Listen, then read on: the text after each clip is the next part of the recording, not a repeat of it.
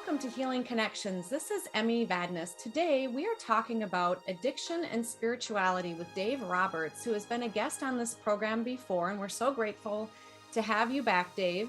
Dave is a licensed master social worker who became a parent who experienced the death of a child when his daughter Janine died of cancer at the age of 18. He is a retired addiction professional and an adjunct professor in the psychology child life departments at Utica College. Dave has contributed numerous articles on transformation of grief and addiction to several online sites and publications. His first book is co-authored with Reverend Patty Farino, When the Psychology Professor Met the Minister. Welcome, Dave. It's so good to have you back. Emmy, it's great to be back. Thank you for having me on your podcast again. Oh, it's so good to talk with you. I appreciate all that you've shared thus far. And for those of you who haven't checked out or listened or reviewed any of the previous conversations with Dave, do check them out. There's just a wealth of information there. And I want to talk with you about this topic because it seems that most people, if not everyone, is dealing with some type of addiction. And I know with your background and the loss of your daughter and all that you've experienced and helping people with substance use and other addictions, that spirituality has become very central in your life. And I just want the viewers and the listeners to recognize that we're really talking about all the different types of addictions that people can experience, not just substance use, which of course is significant in people's lives. There can be sex, pornography, internet, gambling, food. What are some of the other addictions that come to mind? Well, certainly internet addiction is another one that comes to mind. And you had mentioned gambling earlier, Emmy. That is one of the behavioral addictions that really co-occurs quite frequently with substance use disorder. And there's a variety of different addictions. I mean, shopping addiction. I mean, there's in other behavioral addictions as well. And I think we've covered probably the ones that I think are most in the conscious mind of everybody in society today. Yeah. In addition to substance use disorders. So how would you describe what an addiction is? What is it? How does it manifest or impact somebody's life? An addiction is any type of, I look at it, behavior, and we're going to look at substance use just as in context. It's when an individual uses a substance to the extent that it causes an impairment in functioning in at least one major area of their lives. It could be, legal system interactions, relationships, family problems, employment, physical problems, which we see typically in the later stages of addiction. And all it takes, Emmy, is for one area of that individual's life to be negatively impacted, to consider it to be an addiction or to consider it to be an area of concern. Two of the primary characteristics of any type of an addiction to substances is tolerance, which means you need more and more of the substance to achieve a desired effect. And obviously there's dependence, specifically physical dependence or physiological dependence, which are withdrawal symptoms that occur with sudden cessation of the use, and psychological withdrawal, or dependence, which is what we deal with in ongoing treatment. And it's dealing with people, places, and things, those type of triggers that contribute to an individual's ongoing use. We can physically detox somebody from the substance, but if there's no follow-up with specific treatment to help with the development of coping skills and dealing with specific triggers that impact continued abstinence, then detox basically by itself is rendered relatively useless. Mm-hmm. And of course, for those of you listening, if you are dealing with some type of addiction or substance use issue, please get support. Our topic today is really around spirituality. So this doesn't negate the other supportive aspects that can help with recovery and your healing process. So by all means, reach out and get the full holistic support that you need. How has spirituality been helpful for people you've worked with addiction or substance use issues? for one, I think spirituality, I think imparts upon them the understanding that we're looking at the totality of the individual's experience. One of the things with addiction, I mean, whether it's a behavioral addiction, whether it's a substance use addiction, there's a stigma attached to that, and that a lot of times individuals are labeled simply as addicts, and we don't look into the totality of their experience is not looked at. When we take a look at spiritual approaches, what we're saying is that we're looking at the totality of the experience. What are some tools that we can give you that can help you create a greater awareness about yourself, your role in the universe, and help you identify the inherent strengths that many individuals with substance use disorder and behavioral addictions have in order to help you achieve your goals. It's one of the things that I learned very quickly in the field of addictions, to separate the behavior from the individual. The behavior is something a person does. It isn't who that person is. And, you know, in my experience, I've run into numerous individuals with both behavioral addictions and substance use addictions who are bright, creative. And the other thing that tends to get lost is that they have had, many of them have had significant periods of sobriety where they have done meaningful service work, which is one of the spiritual components of the 12-step program. Is once that they've had a spiritual experience as a result of following the 12-step philosophy, they're willing to share that message, which is pretty much, I think, what anybody who goes through traumatic circumstances or life-altering changes does anyway. So, you know, that spiritual component is inherent in the 12 steps, and I think really should be a part of holistic therapy that we do with individuals with addictions anyway. And I was telling my students recently, I asked them, I said, can we truly do holistic therapy if we're not including spirituality in the discussion? I don't believe we can. Mm-hmm. And how do you define spirituality?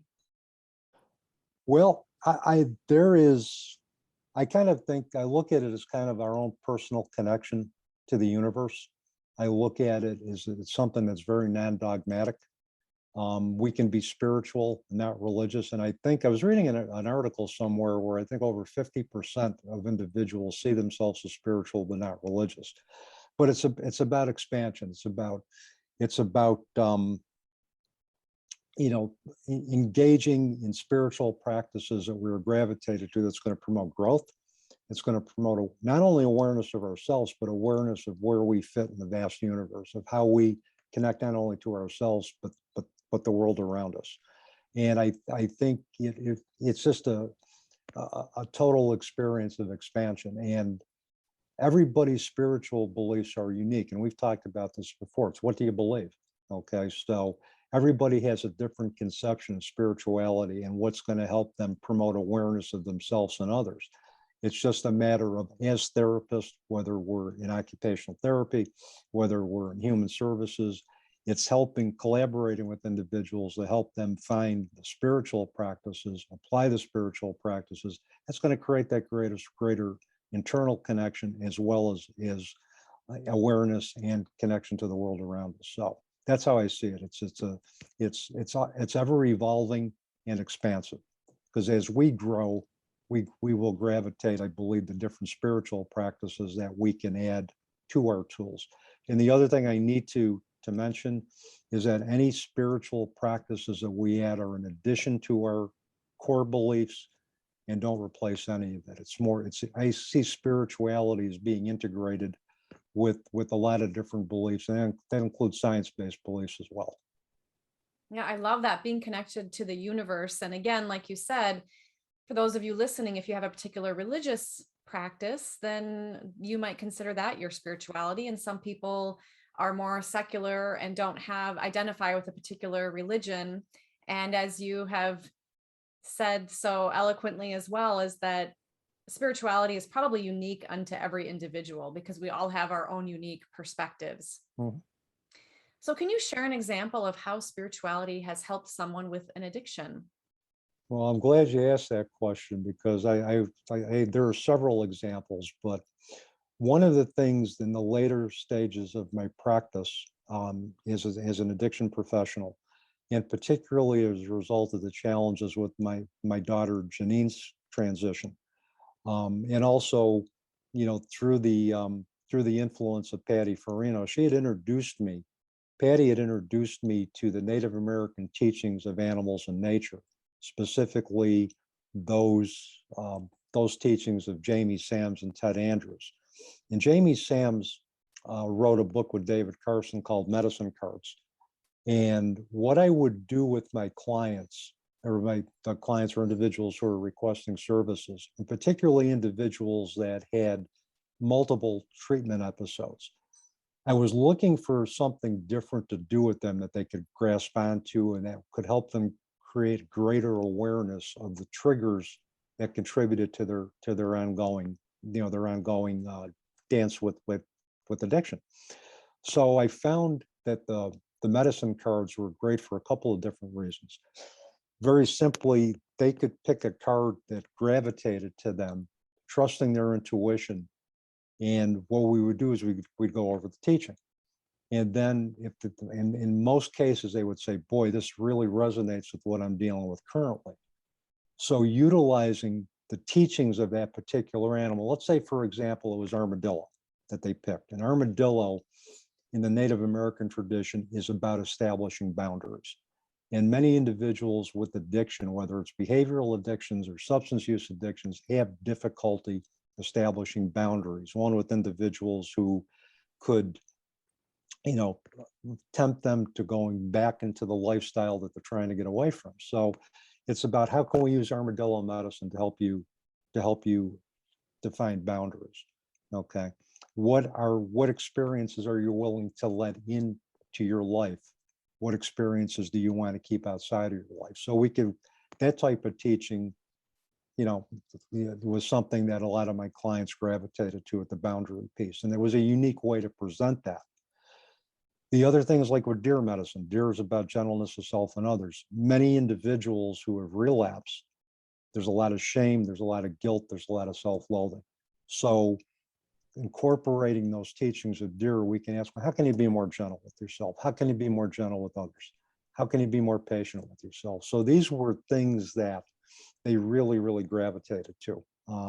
Sometimes I would just take a client out for a walk in nature. We would go out around the grounds and I would just say, just look around, tell me what you see, tell me what you experience, what tree are you drawn to, what animals are you thinking of at that particular moment?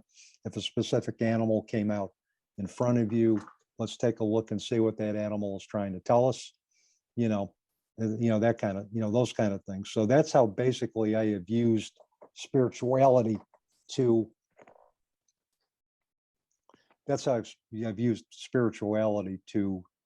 work with clients. And again, with the 12 steps too, there's an inherent spiritual component to that as well too.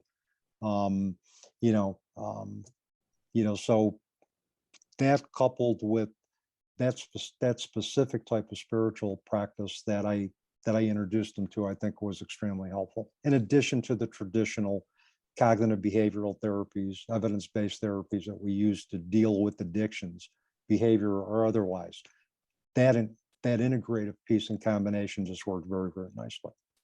Those intuitive cards or tarot cards are a great way to connect with your own inner knowing, your own intuition, which in my experience is the connection to the greater universe as well.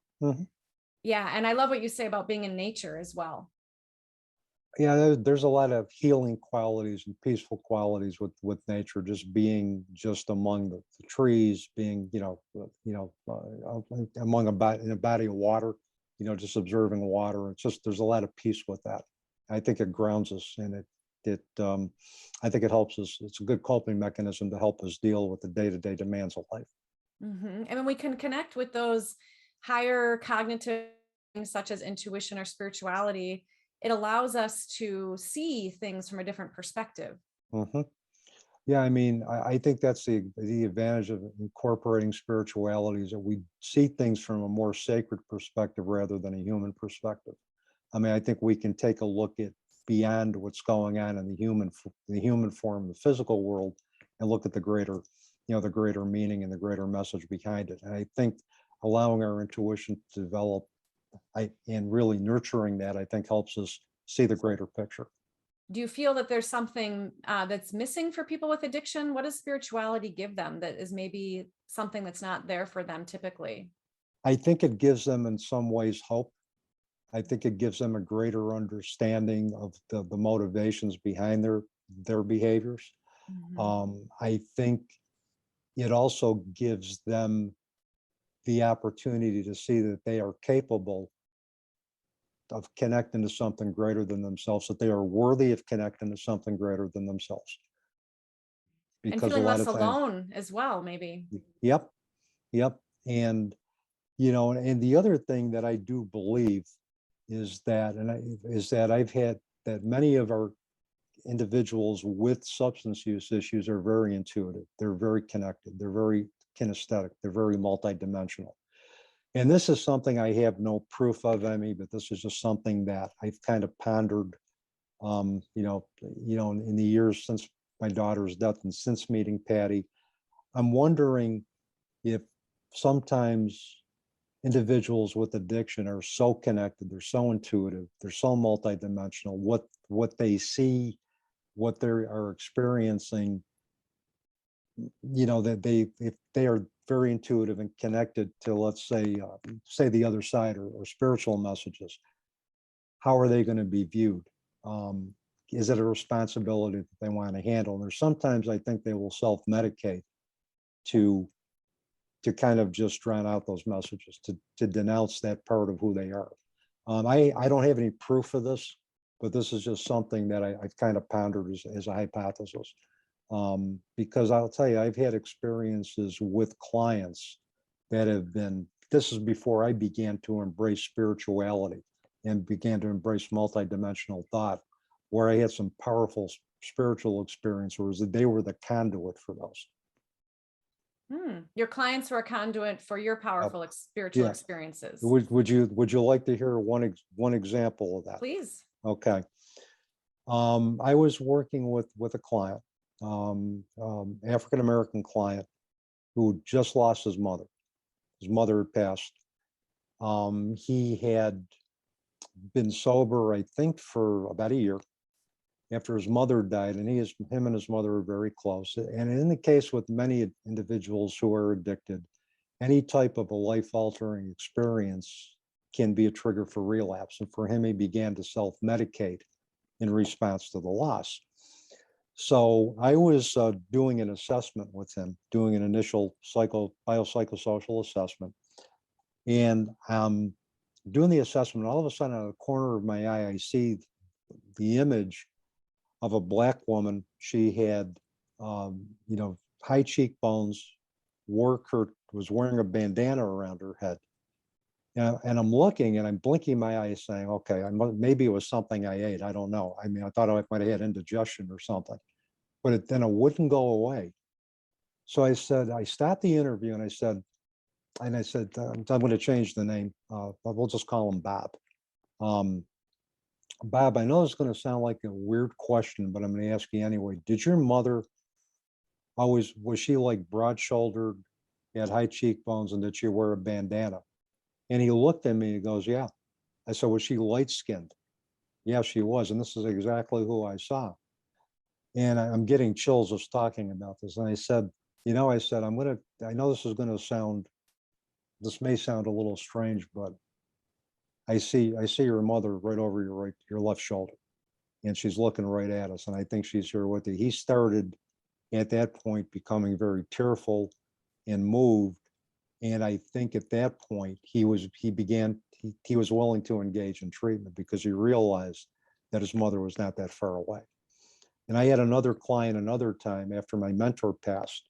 He was looking at me in my office, and this client had worked with my mentor before, and he kind of got, you get like an altered, your eyes, he kind of like had an altered expression, like he was connected to another dimension. And he said, your supervisor is right behind you. He's going to help you. He's going to help you take care of this facility. I had no reason to believe he was lying. So, and I have looked at this in terms of, these were clients. The one client was able to look right through my soul And there was another client that allowed me to look through his soul to see his mother and, provide him some comfort that his mother was truly going to be with him during the process and that she still loved him. And so those were, at the time, this was before I even began to embrace spirituality. I even began to understand the significance of it. But for those individuals who see individuals who are addicted in such a negative light and stigmatized light, I mean, these are some of the experiences that I believe should shift individuals' perspectives. You know, you know, if these individuals were so bad because of the behavior that they made, why would we be allowed to look into something so beautiful as their souls? Sometimes life is illusion. Sometimes life is illusion posing as truth. And what we see with an individual with addiction is not the total picture. Mhm. And spirituality can help us see that. Embracing those kind of practices can help us see that.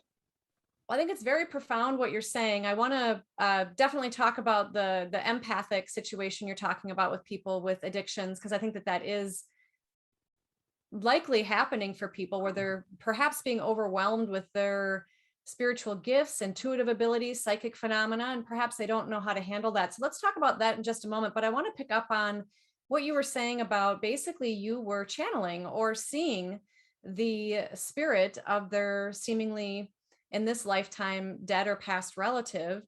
And that opens up another dimension of how spirituality can help with addiction, because a practitioner may be able to assist the client if they are trained and have those spiritual intuitive gifts to be able to pick up on a past relative. In fact, I used to rent an office at a grief center here in St. Paul, Minnesota. And that has happened to me sometimes in sessions with clients, actually a fair amount, where I will pick up on a loved one and ask them if it's okay if I share messages. And everybody has always said yes, because it helps them feel connected to their loved one. Mm-hmm. Yes. Yeah. And I think more and more, and I was reading a research article for the Woodbridge Research Center, which does a lot of, in Arizona, which does a lot of research on near-death experiences and afterlife phenomenon. And back in 2003, in fact, it was May 2nd, 2003, one of the authors quoted that an internet search of psychic medium readings yielded 1.6 million hits. And now I had my students look at that in my death and dying classes a couple of days ago, and it was like 4.8 million hits. So I think because of the curiosity about what happens to us after death, because of, I think, are more of, I think, of accepting of a belief in an afterlife or another dimension of life, I think more individuals are becoming curious and are more receptive to messages because they want to know that their loved ones are okay. And I think they want to know that there is something greater than themselves when they're done with their, with their, their mission on Earth. And I think it's become a national. I think that needs to become part of the discussion anyway. And those type of spiritual components need to be part of the discussion. I think of a death and dying course, or just really at this point any course.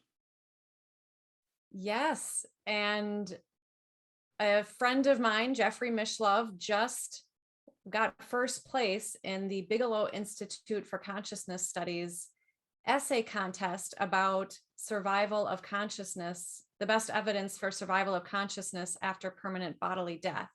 Mhm. And this is something that we're probably going to be seeing more about. It'll probably be in more media, because this is what Robert Bigelow wanted to have happen, was more awareness around this to keep this conversation going.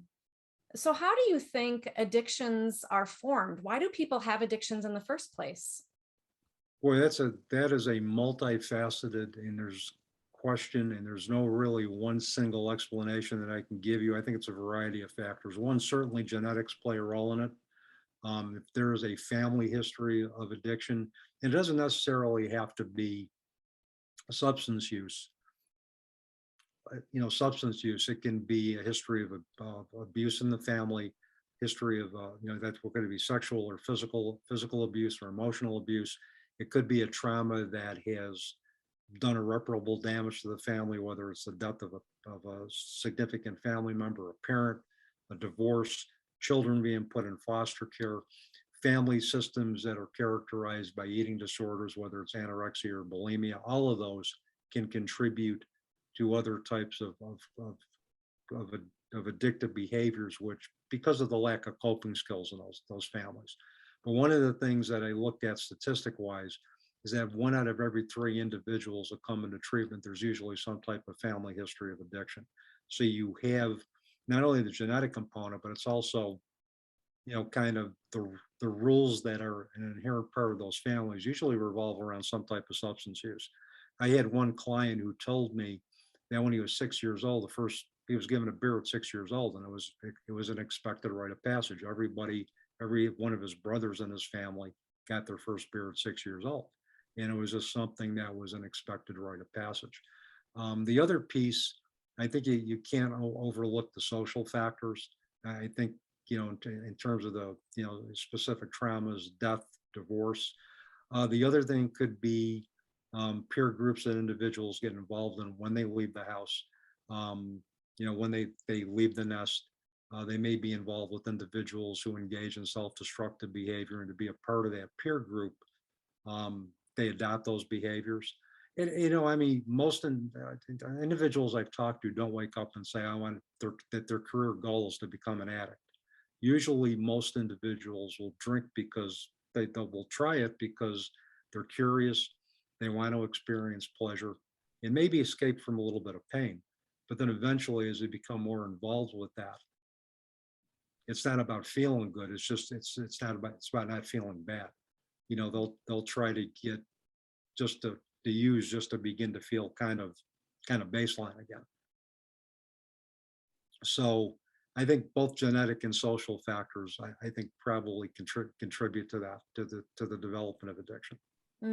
And trauma seems to play a role in it as well. Is that true? Yes, if you take a look at, for example, post-traumatic stress disorder in the military, there's a high correlation between PTSD in veterans and substance use. Certainly any type of any type of trauma, whether it's due to abuse, sexual abuse, physical abuse, or emotional abuse.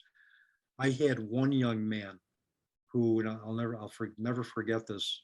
He developed PTSD, and there was, because what had happened is that his brother got shot right in front of him in a drive-by, and his brother died in his arms. And he kept having recurring nightmares, flashbacks, and the only thing he could do to stop the cycle of remembering was to medicate. So yeah, trauma has a great deal to do with this as well too. And it also can include loss as well too. Right, because loss can be traumatic and difficult to deal with and cope with. Right, because my understanding of people who, there seems to be a correlation that, and this is not 100% probably for everybody. Some people might just have natural, we all have natural gifts, I believe, but some of us are maybe more tuned on or tuned into it than others. But people who experience trauma can also have their psychic or intuitive parts of themselves become more acute. They sometimes have out of body experiences. They are more sensitive. They can become more sensitive because they've had to be sensitive to cope with what they've experienced. And it could possibly, do you think that they are also possibly overwhelmed by their psychic or spiritual intuitive gifts, and they are using some type of coping mechanism that isn't, or that maybe isn't the most healthy or seems sort of innocuous, but then got to be an unhealthy habit to sort of cope with that ability. And then that maybe spirituality and learning how to develop that could assist them to sort of balance that addiction. Yes. And I think you make a really valid point, is that sometimes that their intuitive knowing becomes so, I think, intimidating. There may be some denial about that because of fear of not being believed, that they will resort to medicating because they might think, well, geez, what, to deal with that. And, and one of the things that, I've discovered is that, particularly when we've talked about non-ordinary phenomenon in my death, dying, and bereavement class, and about individuals being receptive to signs and being intuitive, being able to connect to a multidimensional universe. I've had several students come up to me and say, that's me, but I was afraid to own it before because I was afraid of I would be seen as different, maybe even crazy, or not being believed. So, and I think really as therapists, we need to begin to, we don't necessarily have to believe in these practices, but we have to have a working knowledge of these practices, because we're doing our clients a disservice if we're not. And to have at least an working understanding and knowledge of that is going to help us connect on a greater level. And I think establish more richer, client counselor relationships. Right. And for people to accept their experiences, and for practitioners, and that's why I'm so grateful to speak with you, is that I want to help raise awareness for healthcare practitioners and addiction, substance use specialists to check their own spiritual biases and to be respectful and to honor and even utilize spirituality as part of that process of healing for an individual. Uh-huh. Yeah, and I think that's something, as I mentioned earlier, I don't think we can do holistic therapy without exploring spiritual matters in terms of what they believe happens after death. What are your spiritual beliefs? What do you believe? What practices have you been curious about or have resonated with you, or what do you believe spirituality to be? How do Mhm. you define that? Right. And so that people can find something, whatever their spiritual practice is, receive support in that to help, because spirituality, there's research studies that show that it can help with people with recovery. It can reduce people's use of their substances or addictions, and feel connected to something greater than themselves, and to feel that support and love. Hmm. If anything, individuals with addiction, I think it's important to validate that they have unique gifts and strengths as a human being. I think that's important to understand that beyond the addiction, that if we can help them identify their inherent strengths, we can utilize those strengths to help them deal with their challenges with addiction. And that cannot be overlooked. That cannot be overlooked. How much is spirituality addressed, do you think, in recovery programs across the US, for example? It's funny. I was pondering that question. I can speak from my own experiences, as an addiction professional. We did have a didactic educational group on spirituality. But for me, in my practice, when I was at, and this was, I retired in 2012, but our discussion of spirituality was probably limited to integration of the 12 steps of 12 steps of recovery into their everyday life. And there's a great spiritual component about the 12 steps. And so that was basically, I think, with the 12-step program, 12-step philosophy, that was a consistent part of spirituality. I can honestly say, because I've been out of the addiction field for so long, I don't know what specifically any more progress has been made in that area. But I can tell you, when it was about the 12 steps, connecting to a higher power, discovering your higher power, doing a fearless moral inventory of your life, making amends as long as it wouldn't hurt those individuals you were making the amends to, admitting that you were powerless over your alcohol and had to turn it over to alcohol use and turn it over to a power greater than yourselves. So these were kind of the spiritual components of the 12 steps that we tried to incorporate. But as I've come to discover spirituality, and I'm not minimizing the impact of the 12 steps is one part of that. It's Mhm. it's other types of practices that can help us create a greater awareness of ourselves, so we can resonate to, in addition to 12-step philosophy for addicts. Right. And the 12-step program has helped many people. I know people in my life who it's helped. And one of my good friends, their higher power is their cat. Yeah, speaking of my higher power, yeah, my cat's my higher power too, it appears. She likes to remind me that she is every so often. So So, how can someone improve or develop their spirituality to help them with what they might be struggling with in a form of an addiction? I think one, Emmy, is to be open to different perspectives that will help them transcend life challenges. From my own experiences, and particularly with the transition of my daughter, I learned that the perspectives that I had prior to her death by themselves were not going to help me get through what I needed to get through. They were not going to help me transcend loss and, recommit to a purpose-driven life, without the physical presence of my daughter. So one, I think it's to be open to perspectives that are different from your core beliefs. I tell individuals, just take a look at some various spiritual practices. It may be Reiki, it may be acupuncture, massage therapy, sound therapy, and see what gravitates. So see what gravitates you, see what speaks to you, and experiment. Read specific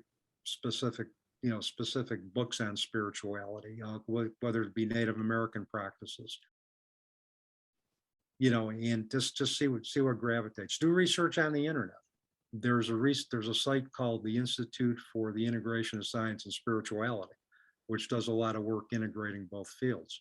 So it's research, it's explore, it's get outside of your comfort zone. Look at it as being a great adventure, and pick the tools that you feel are going to resonate with you to expand your awareness, to expand your consciousness, and to expand your perception of your role in this great vast universe of ours.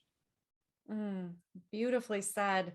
Yeah, and sometimes it's as simple as reading inspirational messages or Mhm, finding a book that inspires you. I know when I've gone through difficult times in my life, and even now, I like to read daily inspirational mhm. quotes because it really centers me and helps me to get that larger perspective beyond fear and doubt and worry and negative emotions.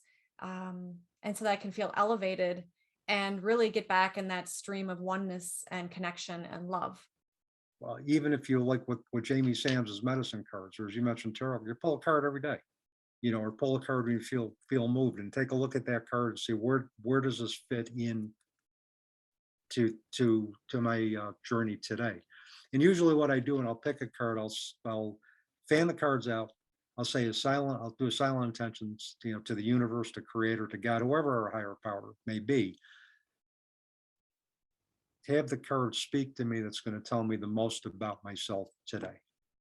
And then what I'll do is I'll look at the card, and even in my journal, I'll write down specific teachings that I believe kind of align with what I'm dealing with at that particular point. So it could be any, and that beautiful thing about spirituality, because it is non dogmatic. It doesn't require following a specific doctrine. I mean, you can do anything to Mhm. enhance your awareness. We have so many tools to pick from that we can just choose to script our own spiritual path, and it all works. It all works. Right. And for those of you who do have a religious belief, or maybe you had one as a child and you want to re-explore that, by all means, there's probably something there for you. And I'm a huge fan of intuitive cards for sure. I have in my book how to make your own intuitive cards, and I have a daily practice with those usually most days. And then eventually, also, what can happen with that is that then you can connect, with or without those cards, and even through various forms of practice like meditation. You can, Mhm. there's research studies that show that meditation is a profound way of developing spirituality, because the more that we get into that, or any type of activity that really that helps get us into a relaxation response state where we're not thinking about the past or the future and we're more in the present moment, helps us feel connected to something greater than ourselves, which I believe is ultimately the oneness that we all do share, even though we all have our own unique personalities and our own unique gifts and so forth that we have to offer to the world. Well, Dave, thank you so much for everything that you've shared. Is there anything else you would like to share with our viewers and listeners? Just don't be afraid to expand your consciousness. There's so much out there with spirituality or other, in spiritual perspectives that we can align ourselves with. And also, we are never too old or too young to be teachable. Our journeys are ever evolving. I'm in my 60s and I learn something new about myself every day. And I think if we're open to learning, if we're open to the universe being our guide, it can really expand our consciousness and awareness more than we ever thought it could be. So just be open, be adventurous, be daring, and understand that our perspectives and our beliefs are going to shift gradually over time, depending on what's happening with us at the present moment, even if there isn't challenge in our life. Typically, we as human beings, our priorities may change every day. And with that, we're going to be looking at different perspectives that align with that. So just be open to everything. Be open to everything. Dave, thank you so much for sharing all of your wonderful insights around how spirituality can help with addiction. My pleasure, Emmy. It's always a pleasure being on your podcast. I enjoy our conversations immensely, and I look forward to more. Thank you so much. I always enjoy talking to you too, Dave. And thank you all for listening. Until next time, be well.